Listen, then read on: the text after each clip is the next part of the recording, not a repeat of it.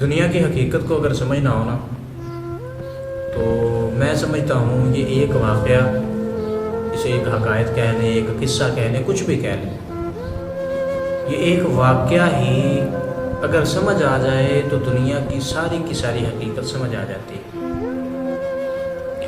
وہ جس طرح بیان کرتے ہیں کہ ایک بادشاہ نے اپنے وزیر سے کہا، آج مانگو کیا مانگتے ہو؟ بادشاہ کا موڈ اچھا تھا۔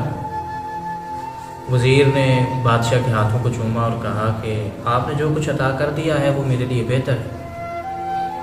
بادشاہ نے کہا کہ نہیں، پھر بھی اگر تم مانگنا چاہو تو کیا مانگو؟ وزیر نے کہا کہ اگر آپ کی جو سلطنت کا فلاں حصہ ہے یا فلاں شہر ہے اس کی حکومت مجھے دے دی جائے تو میں سمجھوں گا کہ آپ کا بہت بڑا احسان ہے مجھ پر۔ بادشاہ نے کہا کہ کاغذ قلم لاؤ۔ 2 فرمان نامے منگوائے۔ ایک فرمان نامے پہ لکھا کہ میں آج سے اپنی ساری سلطنت جو ہے وہ آدھی سلطنت جو ہے وہ اس وزیر کو دیتا ہوں، اور ساتھ ہی دوسرے کاغذ کے اوپر اس نے لکھا کہ اس وزیر کا سر قلم کر دیا جائے۔ اب وزیر جو تھا یہ دونوں کو دیکھ رہا تھا اور حیران ہو رہا تھا کہ بادشاہ آج میرے ساتھ کیا کر رہا ہے۔ تو بادشاہ نے کہا کہ میرے 3 سوال ہیں، 1 مہینے کے اندر اگر ان تینوں کا تم جواب لے آئے تو میں تمہیں اپنی آدھی سلطنت دے دوں گا، لیکن اگر تم ان تینوں سوالوں کے جواب نہ لے کے آئے تو میں تمہیں قتل کر دوں گا، تمہارا سر قلم کروا دوں گا۔ اب بادشاہ نے جو 3 سوال پوچھے وہ یہ تھے۔ بادشاہ نے کہا، انسان کی سب سے بڑی حقیقت کیا ہے؟ انسان کا سب سے بڑا دھوکہ کیا ہے؟ اور تیسرا سوال، انسان کی سب سے بڑی کمزوری کیا ہے؟ اب یہ تینوں سوال لو اور جا کے 1 مہینے کے اندر ان کا جواب لے کے آؤ۔ اب تینوں سوال اس نے لیے، ملک کے سارے دانشور، عقل مند اور پڑھے لکھے لوگوں کو اس نے بلا لیا، اور ہر ایک سے وہ سوال کر رہا ہے لیکن اسے جواب نہیں مل رہا۔ دن جو ہے وہ گزرتے جا رہے ہیں، جو دن نزدیک آ رہے ہیں، وزیر کا پریشانی کے ساتھ برا حال ہے، اسے کھانا بھولا ہوا ہے، پینا بھولا ہوا ہے، ہر چیز اسے بھول گئی ہے اور پریشان ہے۔ اب جو ہی دن تھوڑے رہ گئے تو وہ پریشانی کے عالم میں جنگل کی طرف نکل گیا۔ جب جنگل میں گیا تو دیکھا کہ ایک جھونپڑی بنی ہے، ایک کٹیا بنی ہوئی ہے، تو اس کے اندر وہ گیا تو وہاں پر ایک بزرگ تھے جو اللہ کی عبادت کر رہے تھے۔ یہ ان بزرگوں کے پاس پہنچا، بزرگوں نے پوچھا کہ کیا مسئلہ ہے، کیا وجہ ہے، کیا پریشانی ہے؟ تو اس نے عرض کی کہ میں بادشاہ کا وزیر ہوں اور بادشاہ نے مجھے 3 سوال دیے تھے، اور 3 سوالوں کے بعد اس نے کہا تھا کہ اگر تم ان کا جواب لے آئے تو تمہیں آدھی سلطنت مل جائے گی، اگر نہ جواب لے کے آئے تو تمہیں میں مار دوں گا، قتل کر دوں گا۔ اب مہینے کے آخری دن ہے اور مجھے نظر آ رہا ہے کہ بادشاہ مجھے قتل کر دے گا۔ بزرگوں نے کہا کہ وہ سوال دہراؤ، تو اس نے سوال دہرائے۔ اس نے کہا کہ انسان کی سب سے بڑی حقیقت کیا ہے، انسان کی سب سے بڑی کمزوری کیا ہے، اور انسان کا سب سے بڑا دھوکہ کیا ہے؟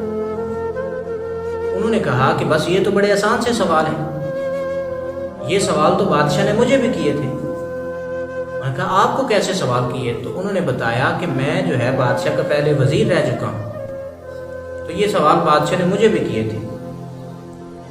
اس نے کہا، وزیر نے پوچھا کہ کیا آپ کو ان کے جواب نہیں ملے تھے؟ انہوں نے کہا ہاں مل گئے تھے جواب، لیکن جب جواب مل گئے تو اب میرا دوبارہ اس طرف جانے کو دل نہیں کیا۔ اس نے کہا کہ چلیں آپ کا جانے کا دل نہیں کیا، لیکن میری تو پریشانی ہے، وہ حل کریں، میں نے تو جا کے جواب دینا ہے، اگر میں نے جواب نہ دیا تو بادشاہ مجھے قتل کروا دے گا۔ اب ان بزرگوں کے پاس جو ہے نا وہ سائڈ پہ ایک کتا بیٹھا ہوا دودھ پی رہا تھا۔